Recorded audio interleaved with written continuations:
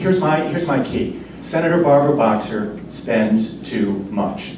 Thank you. That's it.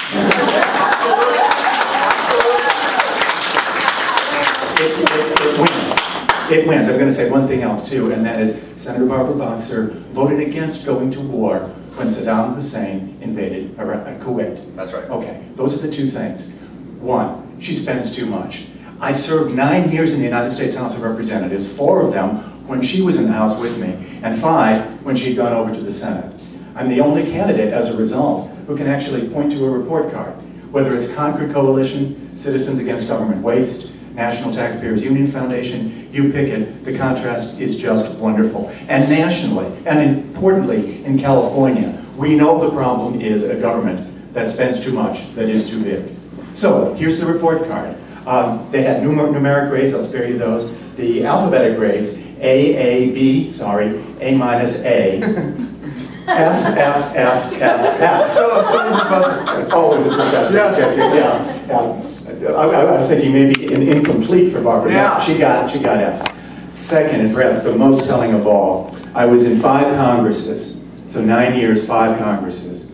In 2 of them, the 102nd and the 106th, the National Taxpayer Union Foundation rated me the single most fiscally responsible member of the entire Congress. #1 out of 435. Wow. That was in the 102nd, that was in the 106th. You can't take that away from me. That's my record. When in public office in the Congress, exactly where I wish to be, although on the other side, over on the Senate, you can contrast what I did. Where was Congresswoman Barbara Boxer when I was #1 in the 102nd Congress? 412. Out of 435. You can't make this up.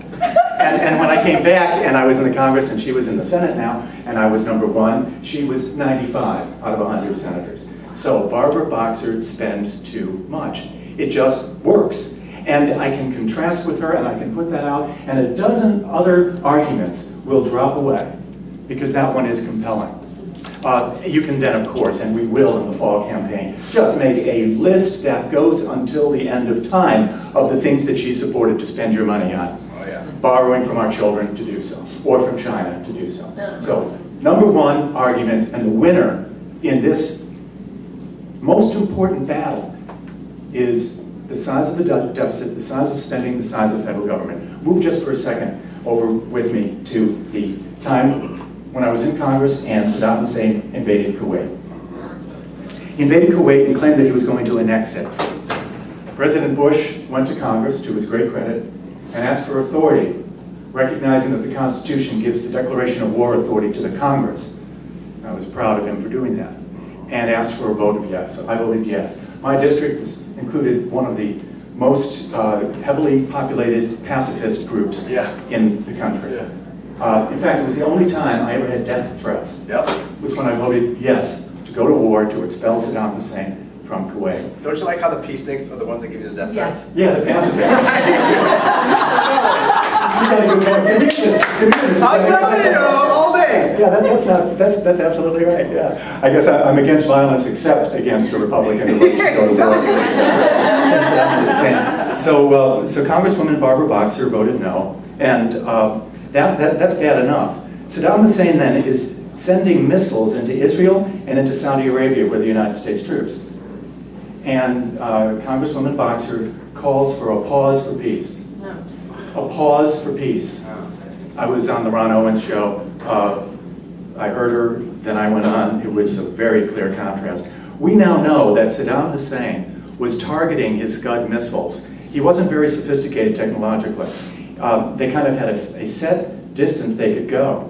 So he was moving them back and forth in the desert in order to calibrate where they might hit in and around Tel Aviv or in and around Ben Gurion Airport and so forth. We know now that if the pause for peace had happened, those Scuds would have had a much more devastating effect. Now that is a very clear contrast. I was there, I took the grief, including the death threats, to do what was right. And she was calling for a pause for peace. Today, we have another threat. It is the Iranian threat. They have got a nuclear weapon almost. They have the means to deliver that nuclear weapon. And I, for one, cannot believe the President of the United States saying, boy, it's time to crank up some really tough sanctions. Why didn't I think of that? Of course, that's right. Ahmadinejad will now respond to some really tough sanctions. Maybe the United Nations can visit again and make a difference. I think in contrast with Senator Barbara Boxer, that's going to be very, very important. And on that issue, lest there be any ambiguity, I publicly announced over a month ago that if Israel takes military action to protect itself, the United States should support Israel in doing so. There we go. I don't think you're ever going to hear that from Senator Barbara Boxer. I now want to conclude and give you a chance to ask me questions and then cut me off when the time's right. No, you're good. But I want to anticipate a couple of points. We win if we keep it simple, keep it to the size of government, the fact that we spend too much, and Senator Barbara Boxer cannot escape the image she's got. She's been 28 years in the Congress of the United States, 10 in the House, 18 in the Senate. She can't run from that record. And I contrast with her exceptionally clearly. So, what I want to address is one or two of the criticisms that have happened in this campaign so far. And I also want to put to you something very important about running for office. Republicans must be very careful not to do any long-term damage to their prospects in November by what they do in June. We all believe in smaller government. We all believe in a strong defense. We all believe in our constitutional rights. There is no daylight between us on that. And if we spend our time emphasizing the differences, we might do damage to our ability in November. 2 weekends ago, I went to the Reagan Library, and I saw the detailing of his campaigns. And I never remember him being nasty. I had the honor to serve in his administration. I never remember him being nasty. I remember him putting his own positions forward, and in that context, doing very well. So I'd like to do that the same here, and I think you can see how I've been running my campaign in that regard. What I offer is a fiscal conservative better than anyone. I mean, I tried to find who was the person who got #1 those other 3 Congresses. It's awfully hard to beat Ron Paul, but I did. And the contrast is a fair discussion. And on national security, I've given you the greatest possible contrast. Can we spend our time picking apart differences? Yeah, sure. And I'd be more than happy to respond to any challenges. I do that on my website. I just want you to know, we will win. We will pull together. And there's 3 reasons why it matters, and with this I'm done. The national debt, the size of the amount of money we're spending, $12 trillion is the total debt in the United States. If we were to stop spending today, and we're not, if we were to stop borrowing today, if we had no deficit instead of the $1.27 trillion announced deficit that the President has in his budget, which probably will work out to $1.7 trillion, using the same estimated expansion from his last year's budget, how long would it take for us to pay back the total amount of debt that we presently have? 293 years. That is wrong economically, it is wrong morally, and it is wrong in the view of international relations. It is wrong economically. As long as we build up that debt and add to it with a deficit of $1.27 trillion, the economic recovery will not occur. Employers with jobs to offer are going to hold, because they don't know what kind of inflation is right there as soon as the economy begins to recover with that amount of printed money. Because that's what happens, we print money. We've increased the money supply more than 32% in the last year and a half. That must have an inflationary impact. The only way to control that is by showing we have resolve not to let the deficit grow. And that means bring back Graham, Rutten, and Hollings, bring back the only system that worked, across the board cuts if we didn't have agreement, and hold Congress to doing so.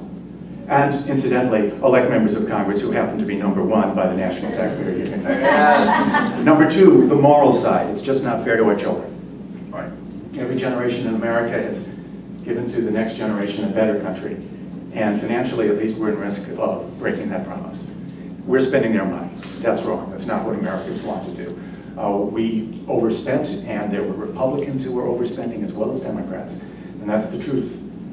Now it's time to take this process and to stop it and to set a path towards balancing the budget once again, because otherwise we're robbing from our children. And lastly, and with this I conclude, the combination, or tying together the economic and the international. You might have seen what China did last week. Up until last week, China was the #1 creditor to the United States.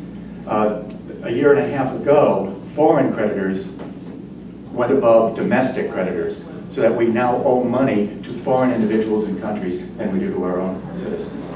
China was the #1 creditor. They began to sell our treasury bills, our treasury notes last week. Why? Because we had announced an arms sale to Taiwan. That connection cannot be lost sight of. When you owe so much to another country, you give them a lever, and they will use that lever. And they did. Their goal was to spike interest rates in the United States.